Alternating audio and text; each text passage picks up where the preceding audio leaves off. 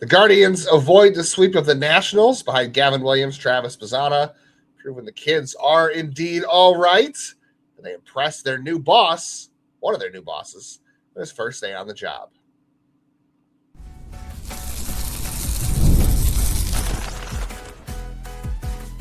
You are Locked On Guardians, your daily podcast on the Cleveland Guardians. Part of the Locked On Podcast Network, your team every day. There was a new energy when you woke up in Cleveland on Wednesday morning. The Guardians avoided the sweep. They've got a new popular Cleveland minority owner. They avoid the sweep of the Nationals into the off day, and I think they've got an ace. Jeff, this is Locked On Guardians, your only daily podcast on the Cleveland Guardians that covers your team every day from the majors, minors, the draft, and everything in between. Jeff Ellis over there on the other side of the screen, and Mike, Justin Lada here, 8 years and 4 years on this podcast each, and 19 years each as well, covering the Guardians minor league system and the draft. On today's show, we'll talk about the CBA rules or CBA proposals that the union pitched to the owners and whether or not it'll benefit the Guardians, if any of those stick, that is. Got new news, new ownership. We'll talk about that. Travis Bazzana's growing case for an all-star, and Jeff also has a pitch for that.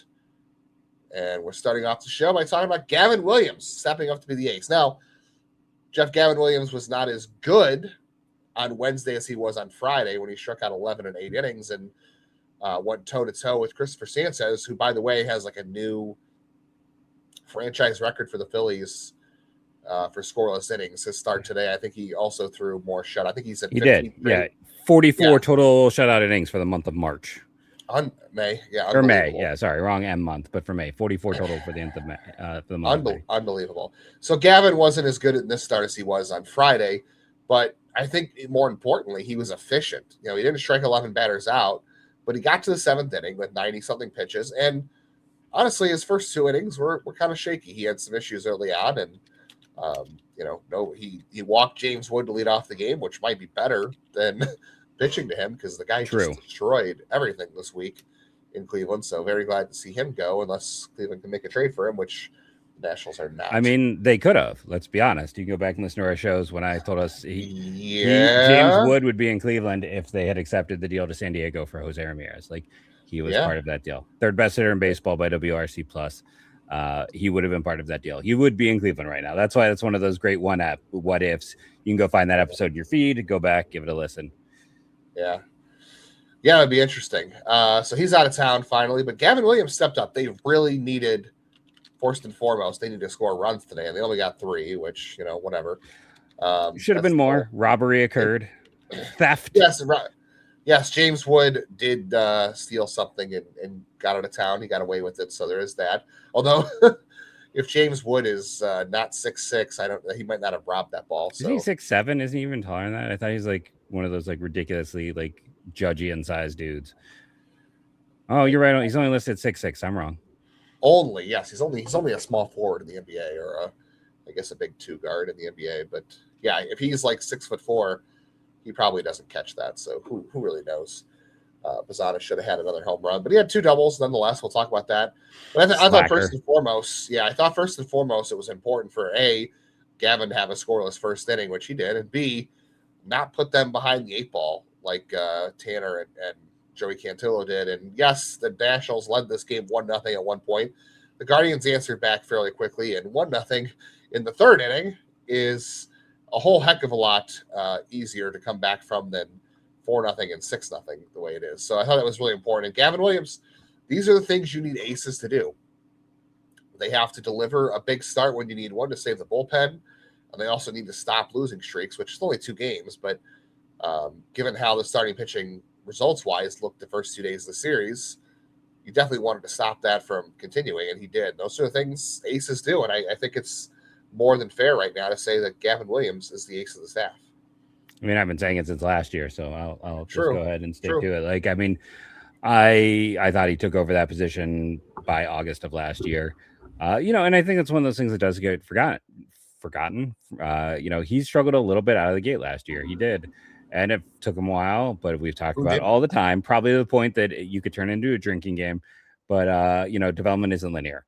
And it took him a little bit longer, but he has really been fantastic. And I'm going to again say, like, the pitching has been really good. For as much as everyone wants to knee jerk Tanner and Cantillo, it's like those guys are solid. Like, we spent like literally the last Cantillo start just talking about, he's found a new level and this and that, and he's missing bats, and he had tied his highest strikeout total, or Tanner going 8 innings. It's like, right. People love to overreact, and that's why I don't hop on social media. I text Justin all my overreactions. He gets to see all of my worst. Thanks, Jeff. You get to deal with it. But didn't know I also signed to be your therapist. You are my therapist. That's just how this happens. We spend more time sometimes talking than I think we spend with our wives, because that's how this podcast works. Yes. But when you get right down to it, it's like what Gavin did. They needed this, and I'm going to state again. I was talking with Justin before we got in air. I was looking at the WRC Plus. People always go. We have another episode where I explain it, but it takes all the parts of players' offense, and it boils it down to one simple, easy number. 100 is average, 110 is 10% above league average, 90 is 10% below. It's a fantastic tool for that reason. It really is a advanced metric that is very simple to use. But of the top 10 hitters by WRC Plus, the Yankees have 2 of them, with Judge and Rice, which everyone knows. The only other team with 2 of the top 10 hitters in baseball is the Washington Nationals, with Abrams and James Wood. And Curtis Mead isn't far behind. This is a legitimately good offense. So I would argue, this might get me in trouble, because Brandon Marsh is also pretty high. I might actually argue the Nationals are a tougher offensive matchup right now than Philadelphia was. Yes. And I agree with you. It's not necessarily me trying to kick Philly while they're down. Schwarber is also in the top 10, and Brandon Harper's in the top 20, and Marsh is in the top 40. Like, they have 3 really good guys, but this Nationals team is an ascending team. Like, let's be honest. And it's a team that's been down a bit, and they were successful. They came through for all of the struggles, for all of us, our concerns about Angel and Chase. They had fantastic games. And then we saw, Bazana just continue. I mean, Bazana's been their best hitter. Like, I bet if I looked up the numbers, he's passed Manzardo for their best hitter in May. It's just phenomenal. Like, he should have had 3 extra base hits in this game. And, for all of the commenters who talked about, like, he's too small to be productive, or and again, this is a classic example of why you can't scout AAA stat lines. Like, AAA stats are almost meaningless to a degree. And I say this as someone who loves stats, maybe more than anyone out there. Yeah. And the minors, but it's just so, all of that data is it's so incomplete. It's not painting a picture where you can really interpret it. You really have to watch and see what's going on. But that's why a guy like Bazana can come and play this like this. That's why, Lindor came up to the big leagues and had more power than he ever showed in the minors. Like, we see this type of stuff happen. But he has just been so phenomenal, and it's fun to watch right now. Like, he has been a fantastic performer, and he's really helping drive this team. And here's my question to you. I mean, at this point, it doesn't matter what happens. Like, Quan is doing great where he is relative to all things. He has done better, but like, you can't remove Bazana, right? Like, this is his spot. This is his home from now until end of time, right? Oh, I don't think it's ever going to change. Like, I mean, I know they said eventually they wanted to get Quan back to the leadoff spot if he turns things around, but I don't think you can make a case to take Travis out. So I think that was probably them just saying the right thing publicly by Quan and supporting him. But I mean, unless Bazana struggled as the leadoff hitter, I don't think there's anything. And he'll have some at some point. That's just the nature of this game. Yeah. I have a stat, though, that's even better than that, Jeff. Okay. A stat that's extremely simple to use, and I think it's more important. As everybody knows, pitcher wins are the most important thing in baseball. Gavin Williams, Jeff checked out. Pitcher wins, Jeff. You know who leads Major League Baseball in wins? It's Tanner Bybee. Yeah, he's tied for something in wins.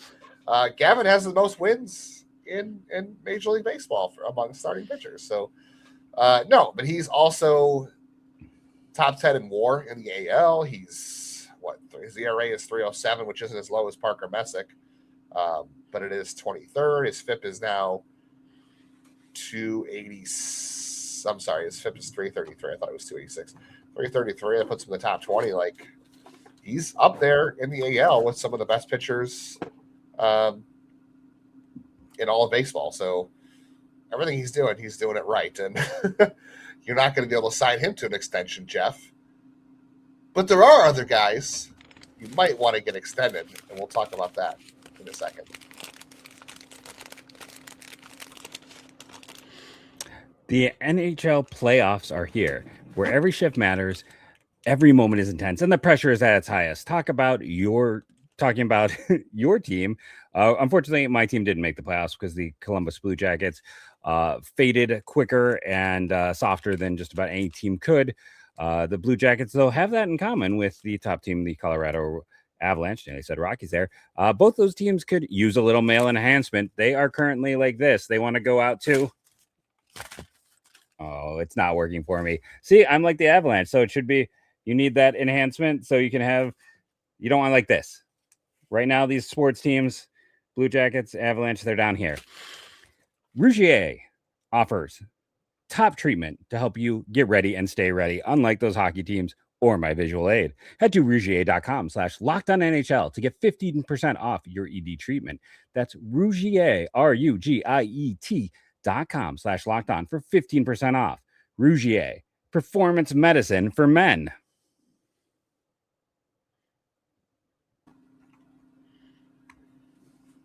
Thank you for performing and making Locked On Guardians your first listen today and every day. Wherever you get podcasts, it's important to wake up talking about your first place Cleveland Guardians.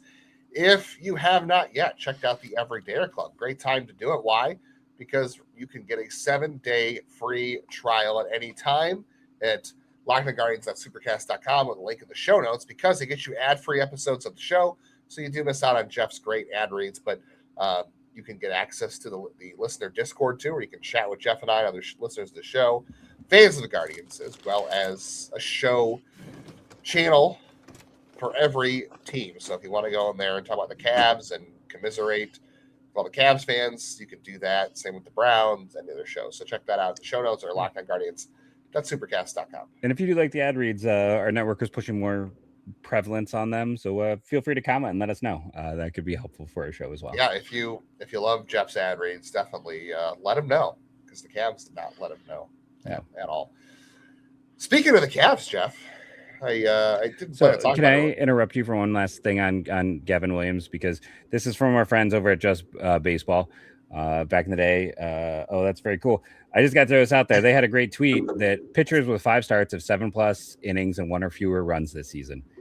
The list is just Gavin Williams. So that's it. Oh. I'll be quiet. And the other day they had a tweet about how Parker Messick had, what is it? Well, I forgot the data. I'm going to see if I can find the tweet now. But the data there was Parker Messick, Paul Skeens. Was it the Cam? They had one early in the year when Cam Scheitler, I'm gonna get his name wrong. When Cam joined that group with like Skeens and other players of like an ERA and a strikeout rate and all of this stuff, and I tweeted them at the time. I did a quoting tweet and said, "Hey, Parker Messick is on his way to joining this group in their first like 18 starts or something like that."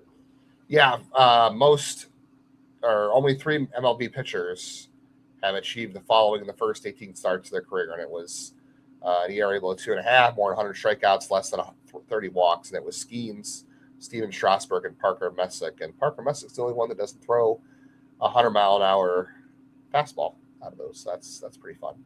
Good for him. Okay, these two tie together, I think, a little bit here.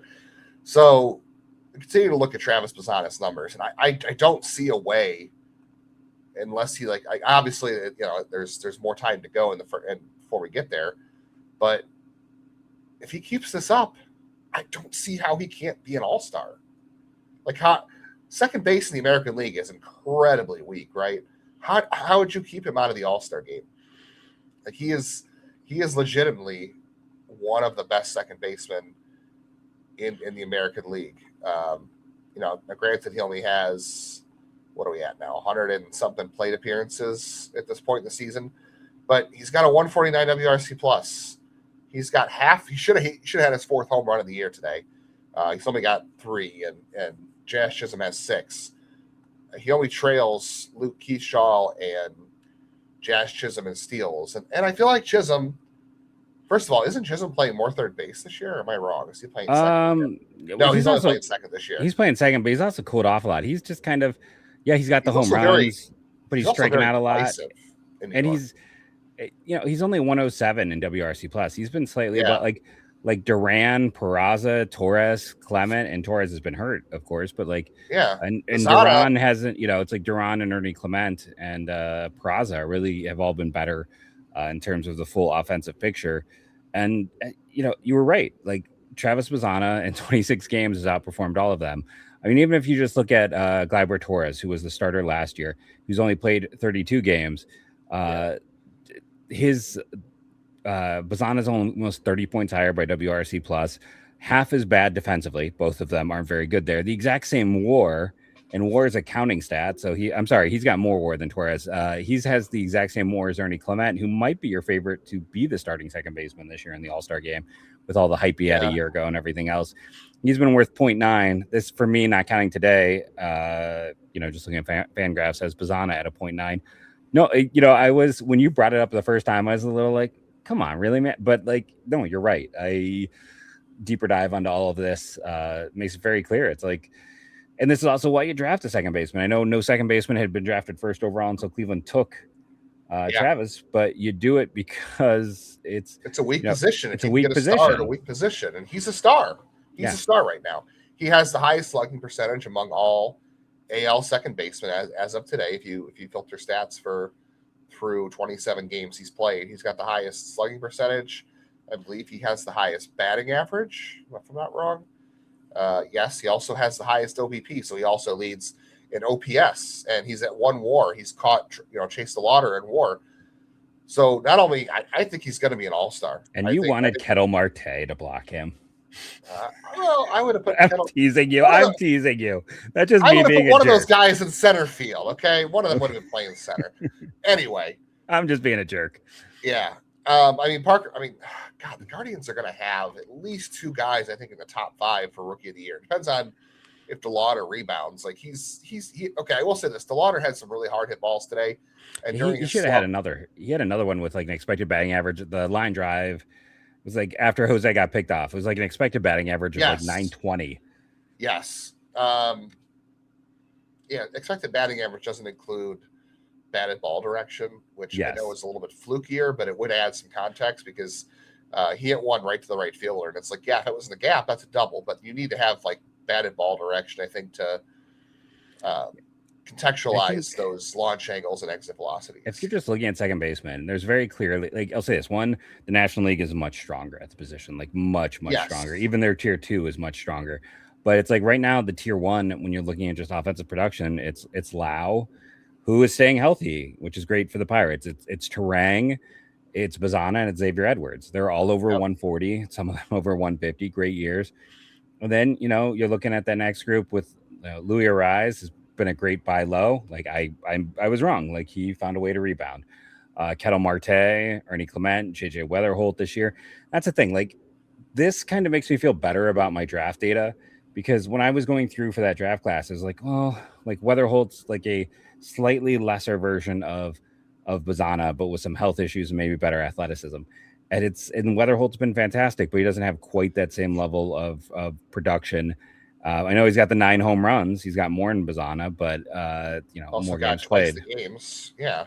And he's also batting 234. He's walking a lot, but he doesn't. It's interesting to see how guys develop and change. But it's a lot of fun to dream on him right now. And here's the thing: this is not dissimilar to our first month when we talked about Chase DeLauder. It's going to be interesting to see what happens when this league decides that Travis Bazana is only going to see sliders for because he couldn't hit them at all in the minors. Now they're still trying to throw it to him, and he's adjusting and hitting them up here. I don't know. Was he playing dead? Was this a cat and mouse game where he's I can't hit sliders. I can't hit sliders. Gets to the big leagues. Oh yeah, I can hit him. But he's that's what's so fun about this year, right?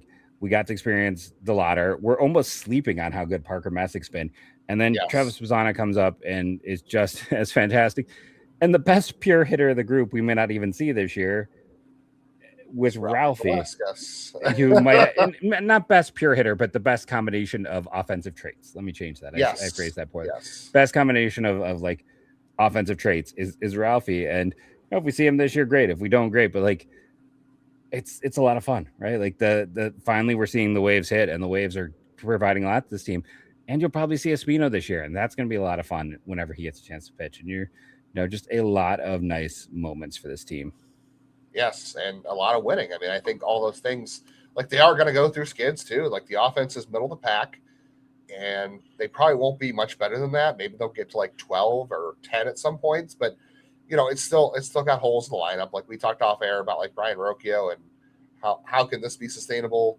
He's having a great season, and no disrespect to him. Like guy's been clutch at the bottom of the order. You'll take it all day. The data is just weird.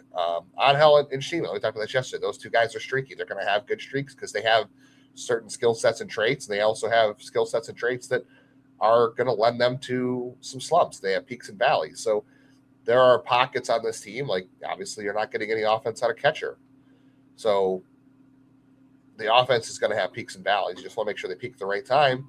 But when you have Gavin Williams doing what he did today, and Tanner what he did last week against Detroit. Like Tanner's had 2 starts this year, right? The Brave start, and then this start against the Nationals where he stunk. And after that, it's been fine. Like it's been good. It's been fine to good. Same with Joey Cantillo. Like it was just a bad start. He threw 70 pitches in 2 innings. But before that, he also had a great start. So for the most part, things have been good. And Tim Herron had a great inning today against the Nationals. That's going to be really important going forward because he had to face a tough part of the lineup. And he came through with flying colors. If they can get the real good version of Tim Herron back, or at least close to it, they'll be much better for it too. So, and you get a win heading into the off day. That's really important. If you got your brains beat in the last 2 days, you want to get a win before the off day so you can enjoy that and not have that sour taste in your mouth. All right, Jeff, I know you want to pitch something about Travis Bazana. It also has something to do with another Travis, and also has something to do with the new potential CBA rules that the union is pitching. All that coming up on the rest of this episode of Locked On Guardians.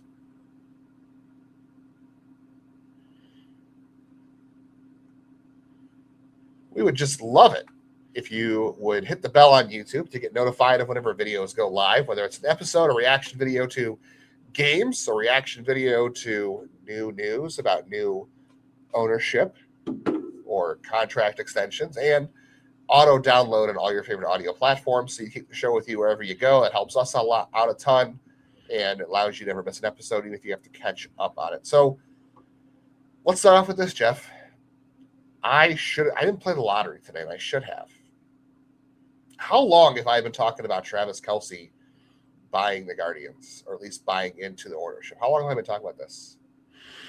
I mean, years. It's at least 2 years, right? I'll say I bought my father. That's what he likes. That's what he wants with like some of his extra money. Like I bought lotto tickets yesterday. So you're saying we have a winner right now sitting in the glove compartment of my car?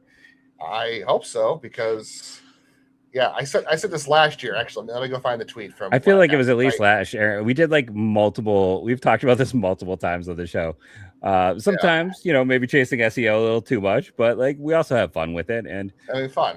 I said August 26th of 2025 that Travis Kelce, when he announced his engagement to Taylor Swift, he can retire. I thought he was going to retire at the end of the year. And I said he could throw out the first pitch at opening day to celebrate his marriage and his investment in the team to Travis Bazana. Well, Travis Kelce will be here on June 14th. I hope he throws the first pitch out to Travis Bazana as the new minority owner of the Cleveland Guardians. And I hope he throws it to Travis Bazana and he includes, hey, here's your contract extension, Travis, to stay with the Guardians for X amount of years. They're going to have to do it. They're going to have to do it. Well, I mean, I'll say this too. Like, so Blitzer's going to be the next owner. Don't anyone out there think anything more than this. A lot of athletes Taylor Swift has more money than David Blitzer. I mean, he does, but like the other thing too is these celebrities. She's probably more liquid too. I have no comment on that. That is, someone clip that and turn that into a short and have fun with that, Justin. I want no part of that. I'm not talking about how liquid Taylor Swift is while talking about her fiance. Moving right along. So a lot of athletes are doing this. Patrick Mahomes' teammate has done it as well. That's when I started talking about it, was when Patrick did it. Yes. And it's a thing where it's, hey, listen, a sports franchise is a fantastic place to park your money. They always go up. There's nice appreciation on. It's better in the stock market or a mutual fund. If you have money, there's probably no better way to ensure that your valuation is going to go up on that money than parking in a sports team. So he probably owns maybe 1%, if that. I would bet almost potentially less than 1%, but it's fun. He gets to own a part of the team. It's good PR. It's a fun thing.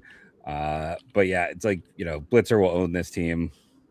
If that's going to be the real ownership question. It's like if he decides to own it at the end of this season, or if he declines, like that's going to be, he's got the option in for 27, and that's going to be interesting. And I feel like that's heavily based on what happens with the collective bargaining that we'll talk about. But like it's undoubtedly a fun story. It's fun to see. He's a local kid who clearly does love this team and loves baseball, and it doesn't help or doesn't hurt, I should say, to have a celebrity who wants to get involved. And yes, Taylor Swift, I almost felt like I was saying her name wrong there for a second. She's a huge name, and it's going to bring more eyes. And I know there's people who are like, don't want anything to do with her and get annoyed with her, but it's like I think bringing more eyes to this organization is always a good thing, and I think having more people who care about this organization is a good thing, and it's a positive addition, even if it's, to me, it doesn't really move the noodle. Nope, that's not what I want. Move the arrow. Going back to your Rouge yet? I guess I am going back to that, but doesn't move the arrow at all in terms of like spending or things like that. Like I saw some people talk about it. It's a fun story. It's a positive thing, but that's where we are. But and then here's the thing though, I'll say, like, so many of these contracts have been done. The Guardians have a very easy situation. They have so many contracts out there with McGonigal, with Connor Griffin, who, by the way, is still below a 100 WRC plus and has a really ugly Savant page. But he'll eventually get there. I think he'll be a good player. But like, so many of these contracts are already done for these young players, for players in his like positional and value bracket. Like, just get it done. Like, they took, rightfully so. You don't have a lot of, but also, sorry, I didn't catch all of that. But like, rightfully so, they took flack for having a super low payroll. And I think that's fair. Now, they also rightfully didn't go out and sign trash just for the sake of bringing up their payroll. So, like, if you want to do something, what? Austin Hayes, Rob Refsnyder, Austin Hayes, Douglas Garcia. I mean, none of those guys would be helping right now. Though I'll say, if they traded for Alex Call, like I've been screaming about for a year and a half, that would. Like, that's one of the few guys that's worked. Or you go back to last year when I was talking about how they should trade for Liam Hicks. Those work. Don't go look out for Tyler Soderstrom though, please. Let's leave that one alone. You can't win them all, but it's easy. It's going back to the easy button, right? Staples do exist. We found that out.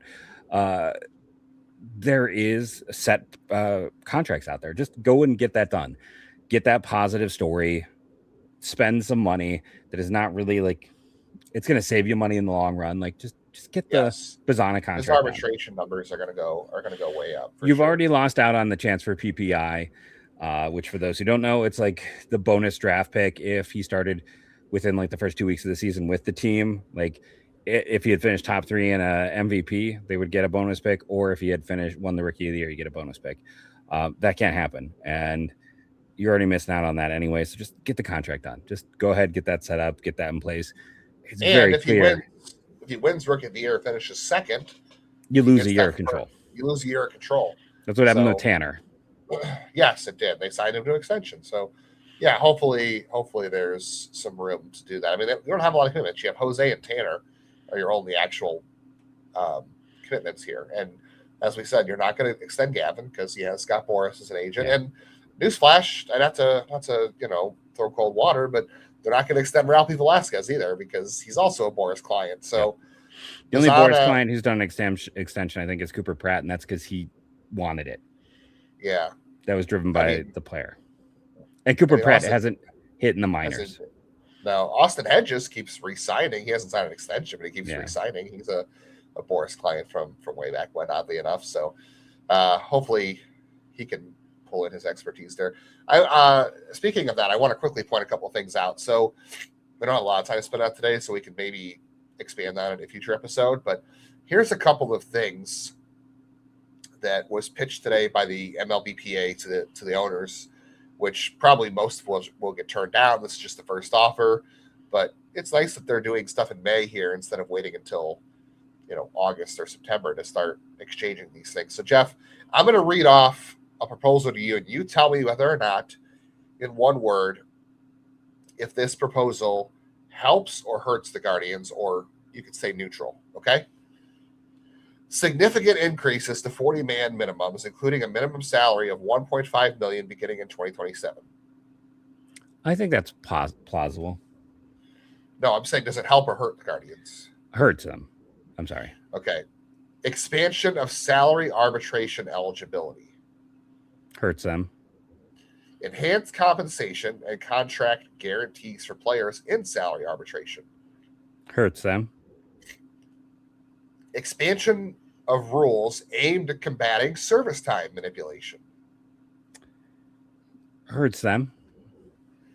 Eliminating the qualifying offer as well as penalties for the clubs that sign free agents. I would probably say neutral because I think it hurts them. They've had a few. I mean, you go back to it. They don't have Andrew Miller if that doesn't exist. Ubaldo Jimenez became, they haven't used him much, but in cases they have. Like it is, like I said, there's no Andrew Miller because they don't get Justice Sheffield with a comp pick who then becomes the number 2 player in that deal. Yeah. And the only player they ever signed that affected that was Edwin. They lost their pick for Edwin. Increased benefits for lower revenue clubs who lose players to free agency. So there we go. Finally, something that would help them, but it's very nebulous in what that means. Yeah, because it's taking away. It's interesting. I don't know what does benefits mean. We don't know. That's because I'll also say like the qualifying offer is actually. We can go into it maybe tomorrow. Qualifying offer is less punitive than how the system was before this. Like it used to be. Like I remember Boston trading. Well, it wasn't just that though. Like you go back to the system before, like in the early 2000s, and the way it was like I remember Boston trading for a reliever just because they knew he qualified, because you knew how much value there were. It's like, okay, we'll trade for this guy. We can store him at the back of our pen. He had enough good years that at the end of this, we'll get a bonus pick for him. Like, and it was like you would lose picks all the time, and you would trade a pick away. So it's like, hey, not only do you lose your first pick, but you lose. It goes to the other team. I think Michael Kadire was like the last guy where that actually happened. But yeah, the old system, like this is actually the least punitive system in terms of free. It's just teams care so much more about the draft now that it matters. Right. This is the big one to me. Qualified free agency for players with 5 or more years. Yeah, of I service knew that was going to be something they're going to push for. Age 30. So 5 years of service or reach age 30 and become a free agent. That's the big thing here as it relates to Travis Bazana. Now, it's also bad. Like if a team develops a guy late, or if they find someone, then it's like, hey, like it's going to. I think that backfires because I think that why would you as a team want to even try? Like a guy's 28, why would you even bother giving him a run? Because then if he's anything good, you're going to lose him. I mean, let's be honest. We're almost out of time here. Like this is silly because all they're doing is making a bunch of demands without any concessions at all. Right. This is just the first thing. This is just it's just a straight attack plan, which is silly. The owners came back and were like, well, we appreciate the proposal, blah, blah, blah. It doesn't really help with combating the issue of competitive balance. Yeah. And the problem is right now, the Guardians, the Rays, and the Athletics are all leading their division. And guess what? They all have terrible payrolls. So they're really not helping. We'll have to debate tomorrow because I think that doesn't actually matter. I got a theory on that. So we can save that for tomorrow because we don't have a game tomorrow anyway. So I'll discuss why like bad teams being at the top of the division doesn't affect that at all, in my opinion. All right, we'll discuss that. More of the CBA. We'll do some prospect rankings update. I do want to talk draft tomorrow, Jeff, because Friday the College World Series starts. So I think there's at least some players we should talk about and who to watch for, and we'll talk about Guardians Red Sox ahead this weekend. Yeah, gotta beat up on the Red Sox, a team that is scuffling. Thank you all for joining us. Remember, rate and review, download daily, do your part. Let us know what part you most enjoyed on today's show, and go Guardians, go. Why is it Travis Kelce?